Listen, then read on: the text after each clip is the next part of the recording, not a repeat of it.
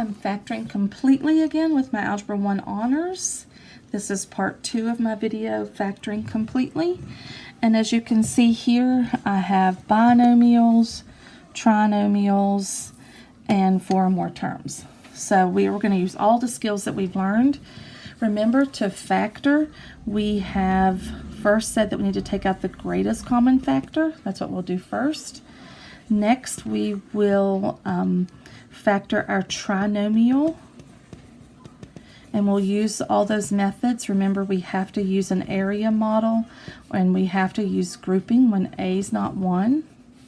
When A is 1, we can use any of these methods along with using that chart method that you have to use with your grouping.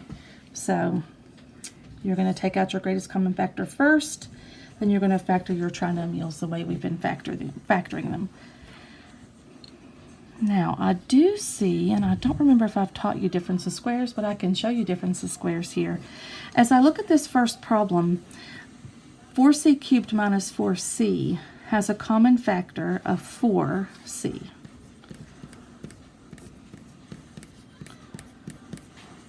Four c squared divided by 4c cubed divided by 4c is c squared.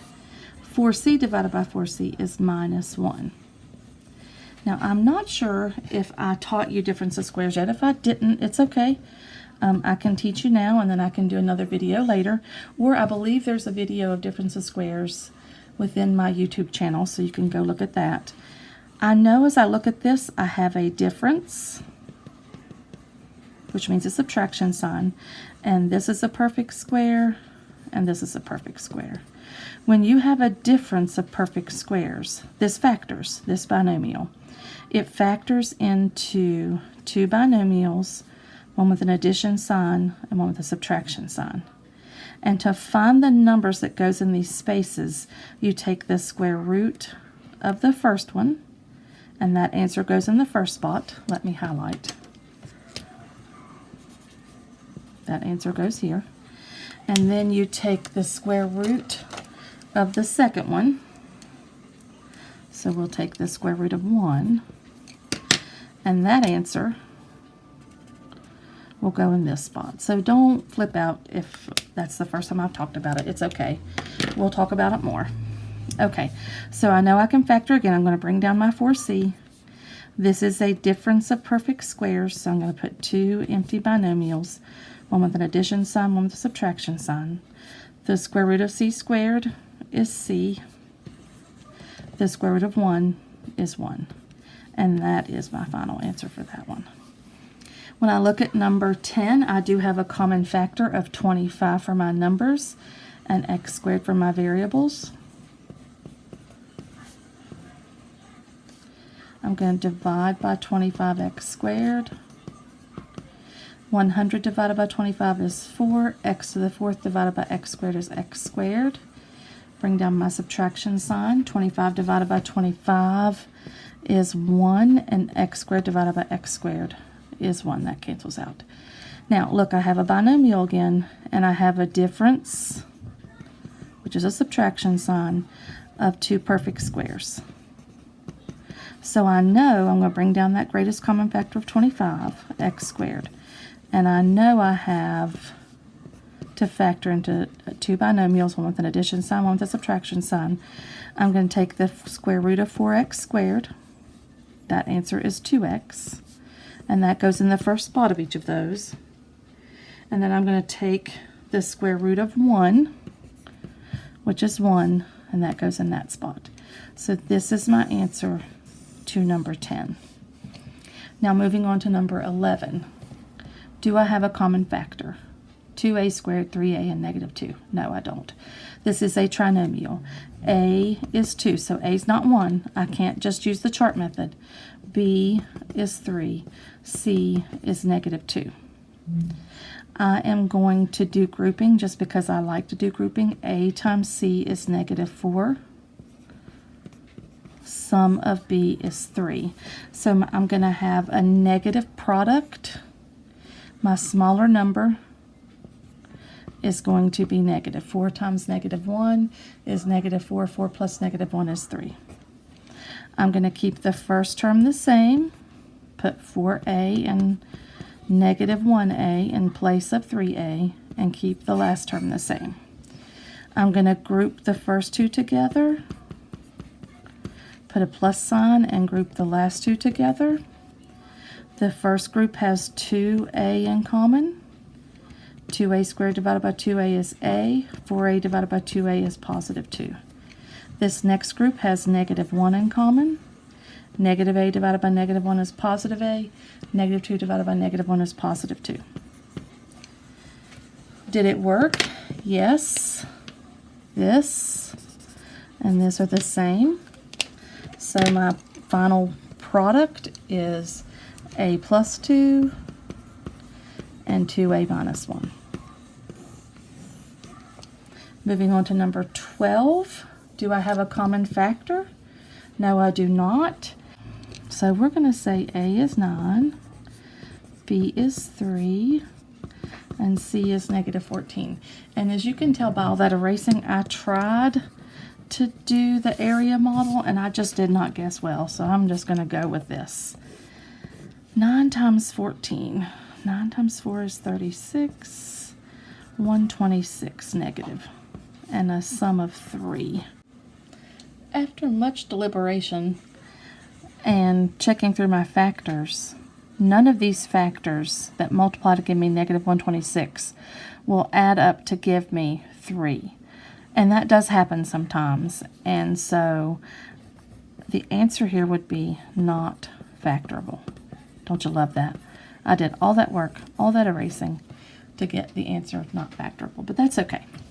Okay, moving on to number 13. I need to take out the greatest common factor of 2. Divide each of these by 2. That would be 10p squared plus 11p minus 6. A is 10, p is 11, c is negative 6. A times c would be negative 60. Sum of b, I think I said p, sum of b is 11.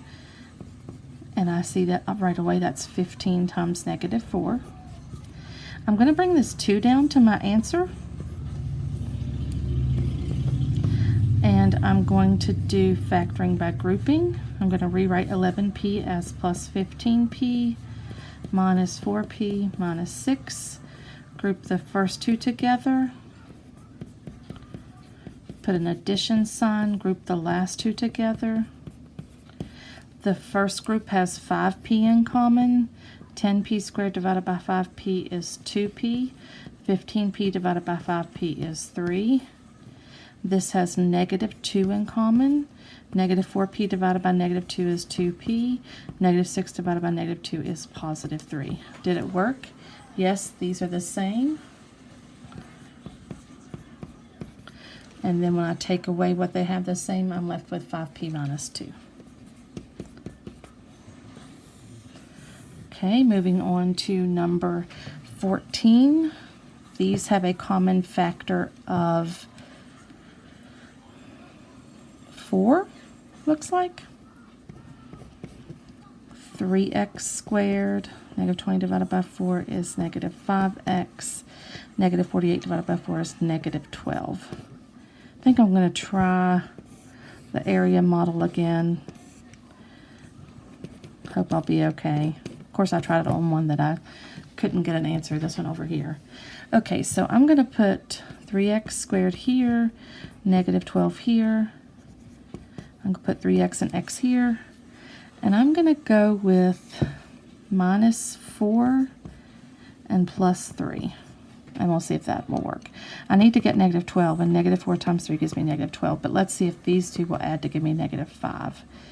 Negative 4x, positive 9x. Now I think that's an easy fix, because 9x minus 4x is positive 5x.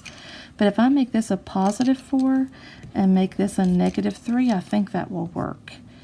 Positive 4 times x is positive 4x. 3x times negative 3 is negative 9x. Negative 9x plus 4x is negative 5x. So yes, I got it. 3x plus 4. That one was much better. And x minus 3. Okay, moving on to number 15. I have 4 terms, so I'm going to group the first 2 together and the last 2 together. My first group has s squared in common. That would leave me with 3s plus 2 when I divide by s squared. My second group has negative 7 in common.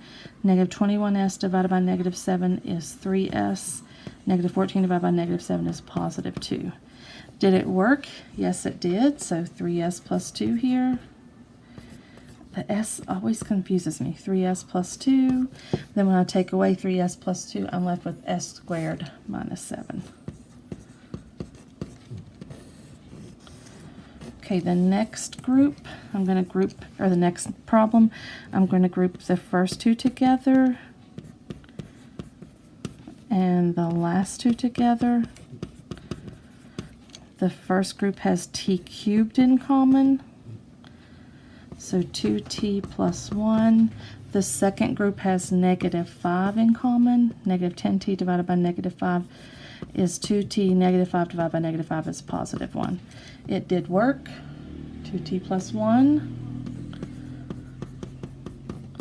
And then when you take away what they had in common, you're left with t cubed minus 5.